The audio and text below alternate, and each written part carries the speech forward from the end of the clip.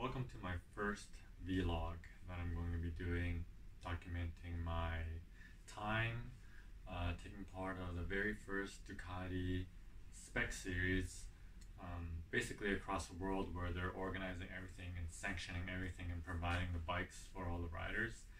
And this is taking place in China, where I am located right now. It's officially called the Ducati China Panigale Cup. And for this year, the inaugural year, we're going to be using the 959, which will be kitted with a Akrapovic exhaust,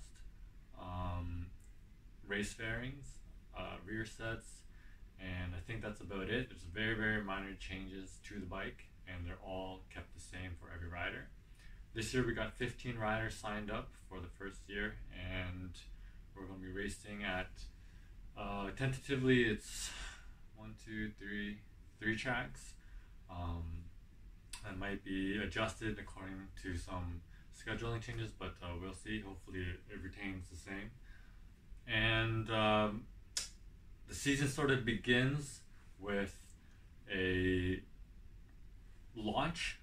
press launch of the series overall, and also a Ducati Rider Experience weekend, which is also doubles as a sort of race licensing course for the 15 riders, racers, for us to get accustomed to the bike, because many riders, including myself, have never ridden a 959, and they're riders from all different backgrounds taking part of this inaugural race series. So it was pretty cool. The very first event was in Ningbo, China, which is not too far away from Shanghai. It's about 2 hours, 2.5 hour drive. It was set up really, really cool. Everything was very professionally done by Ducati China. At the same time, they had the press launch of the series. They had the DRE for us, and then CAMF, which is the sanctioning body for motorcycle racing in China, also gave us a technical briefing, a quite lengthy one for about 2 hours, which is also, we get accreditation for all the racers. We get a certificate, because it teaches us everything that we need to know about motorcycle racing in China, from the safety, mainly about the safety standards, but also their plans to develop in China, and also information about the tracks in China and what safety standards those meet. CAMF is sanctioned, is the body that works with the FIM. So they are basically the most high level accredited governing body in mainland China. So it was really cool to meet those guys too, and hear their briefing, and also just their story and background of their history in China as well. So there's a lot of stuff going on that weekend. It was really, really good learning experience, and it really opened my eyes to quite a bit here. And the only downside I have to say is I was sick. I was just coming off some minor food poisoning, so I was very weak, and haven't been sleeping. I just arrived in China not too long, about 10 days prior to the event, so I was actually still getting over jet lag because I wasn't sleeping well, and also had the food poisoning. So I was sort of messed up that weekend, and in the videos you're going to see that I don't have the best stature, I guess. I mean, I'm quite pale, and I'm talking not in a lot of emotion. So I'm gonna roll some of the footage now. I would have liked to take it more than I actually did, and it's sort of chopped up a little bit in the chronological terms, but hopefully it sort of makes sense. And then I'm going to, in the conclusion, I'm going to try to fill in some of the stuff as well. So this is going to be the first vlog of hopefully many to come. There are 4 rounds total, and it ends in October with the final banquet in November. So I'm hopefully going to be doing a vlog after every single event, and if I get to do some practices in between as well, I'm going to throw that in there as well. So sit back and just enjoy.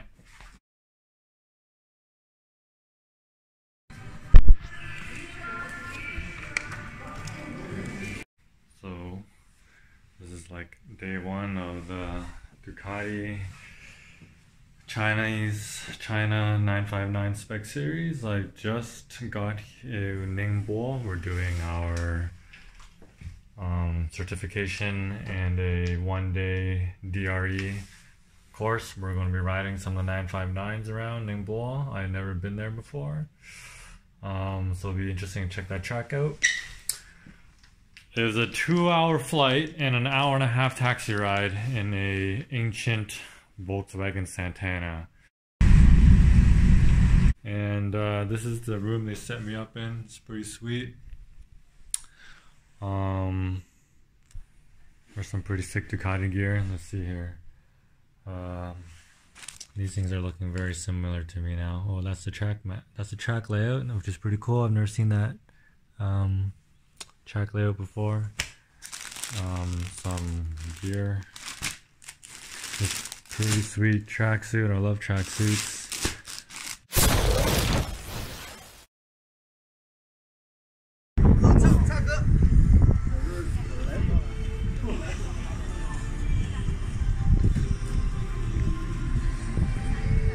Pretty nice looking track. Super clean, super organized. Really nice backdrop.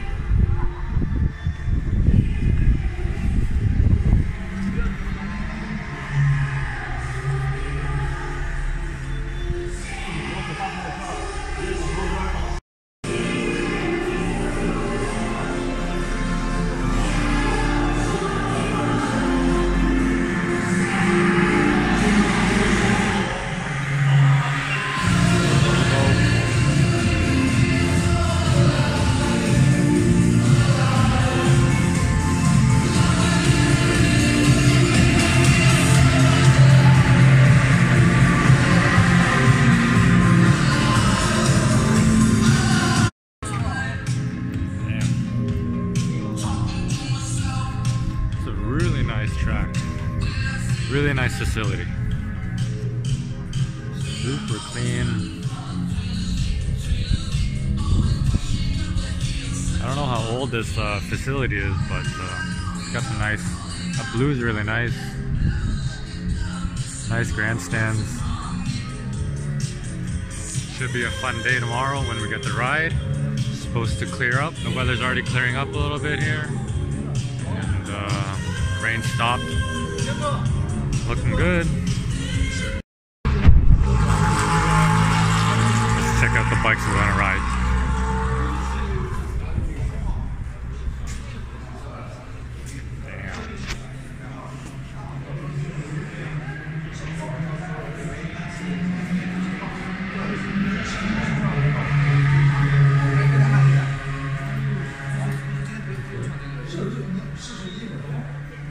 All the suits. I'm pretty sure they got, hopefully they got my, oh, I think this one's mine. Yeah.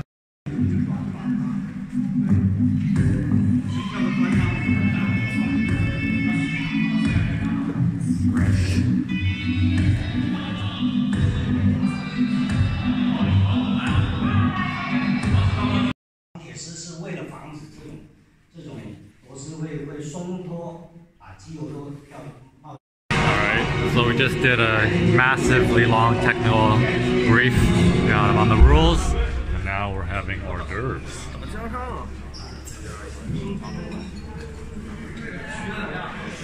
Party room.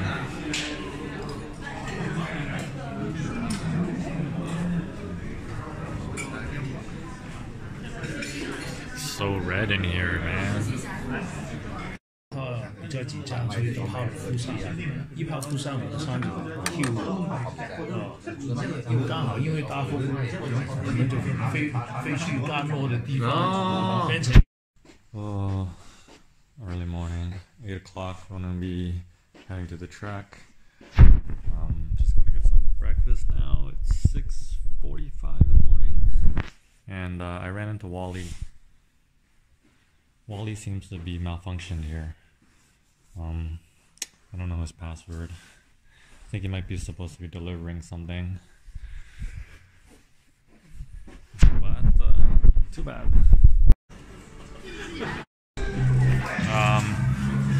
We're gonna do a quick 1 hour, not very quick brief, and then we're gonna hit the track.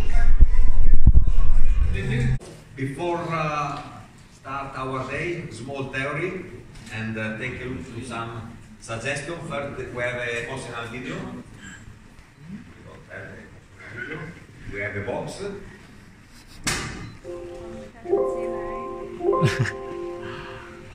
Riding is about to commence. Just finished the rider brief. Super good weather today.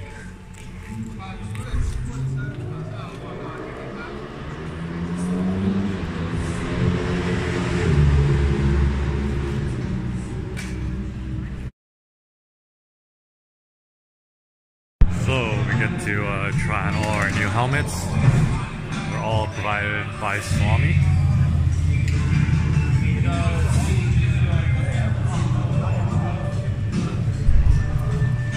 Got my own.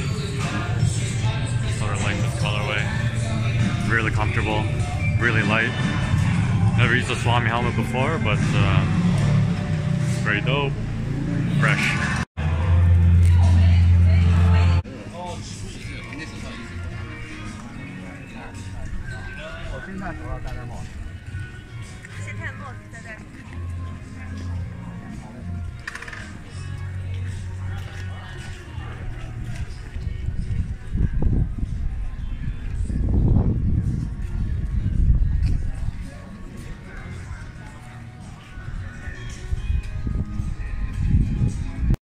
First session is done.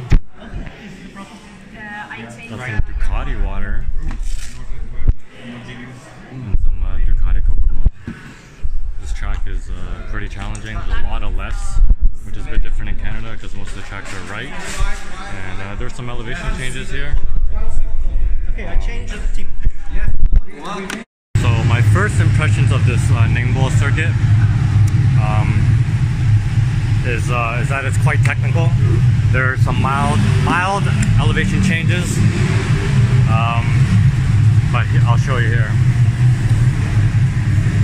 These three corners, this one's blind, and this one's also blind, so you can't see these two corner exits. So there's three right-handers and one, and it's quite challenging. The other corners is like there's two switchbacks back to back.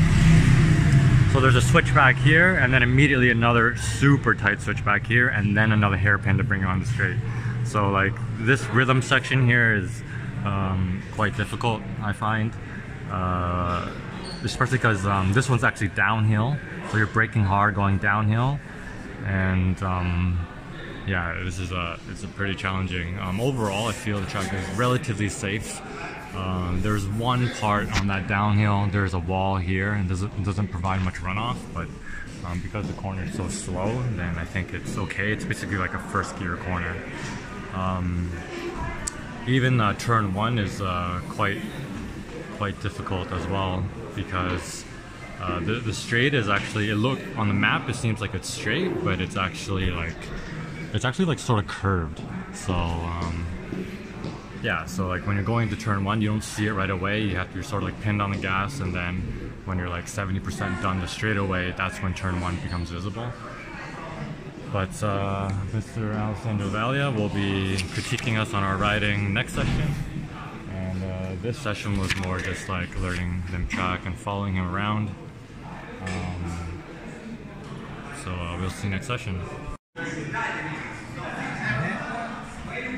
So this is the first time I've ridden a 959, and my very initial impressions is that it's really soft on the bottom. There's like no low-end torque whatsoever. It's really soft. I haven't ridden a middleweight in a long time. I'm talking about 5, 6, 7, 5 years or something, 6 years, something like that. I've not ridden like a middleweight bike. It's really strange to get used to, because I'm the type of guy that likes to brake hard and get on the gas quite hard. But middleweights are all about the corner speed. But we're going up for the second session now. They're calling us. So hopefully I'll get a better feeling. So that concludes my first vlog. I wanted to do a conclusion at the end while I was still there, but I was just way too tired. I was totally beat and knocked out, and I just forgot. So it ended with a very, very short 959 breakdown. I had many more sessions after that. I think there was another 3 after that session. So I was unable to do videos after that because I didn't really have the time. It didn't really come to mind. So I'm going to do that here now. After riding the 959 for the whole day, I really have to say that it's a really easy bike to ride. It is super forgiving. That first breakdown, I started saying that I didn't have any low down power, but I think it's more like the engine is so smooth and so forgiving, and it's just so, it's very user friendly. It just doesn't seem like it has 160 horsepower. It's just so soft, and I think that's really the intention of the bike and the design from the get-go, because most people are going to be riding this bike on the street, and to have something so aggressive on the throttle obviously isn't good on the street. You don't want something so nervous.